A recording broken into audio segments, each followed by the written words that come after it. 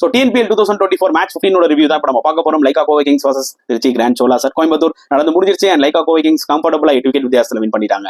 So toss win பண்ணி polling எடுத்தாங்க Kovai and 124 தான் போஸ்ட் பண்ணாங்க திருச்சி. எனக்கு ஒரு விஷயம் புரியலங்க அவங்க ஸ்ட்ராட்டஜியில் எதுக்கு நல்ல பேட்ஸ்மேன் எல்லாம் தூக்கி கீழே இறக்குறாங்கன்னு தெரியல. 5-6 விக்கெட்டுக்கு அப்புறமா தான் வந்து பாத்தீங்கன்னா ஜாஃபர் ஜமால், சஞ்சய் யாதவ்லாம் வராங்க. லாஸ்ட் மேட்ச் அவங்களாம் தான் சூப்பரா விளாண்டாங்க. போலர்ஸ் எல்லாம் தூக்கி பேட்ஸ்மேனுக்கு முன்னாடி இறக்கி விட்டதெல்லாம் வந்து பாத்தீங்கன்னா சத்தியமா அவங்க ஸ்ட்ராட்டஜி பயங்கர ஃபெயிலியர் ஆயிடுச்சு. அண்ட் நிஜமாவே இந்த ஒரு லாஸ் அவங்களுக்கு கண்டிப்பா தேவை டியூ டு ராங் மூவ்ஸ் நான் சொல்லுவேன். அண்ட் இந்த பக்கம் நீங்க போலிங் எடுத்துக்கிட்டீங்கன்னா லைக்கா கோவை கிங்ஸ்ல captain Shahrukh Khan once again போலிங்ல கலக்கிறார். 4 overs 13 runs 3 wickets. இன்னொரு பக்கம் முகமது அவரும் ஒரு விக்கெட் டேக்கரா இருக்காரு ஃபார் லைக்கா கோவை கிங்ஸ் இந்த சீசன்ல 3 wickets. அண்ட் சேசிங்ல in spite of losing Sai Sudharsan and Suresh super partnership போட்டாங்க from Sujay and Mukilesh. 118 unbeaten partnership ப்ரொஃபஷனலா விளாண்டாங்க.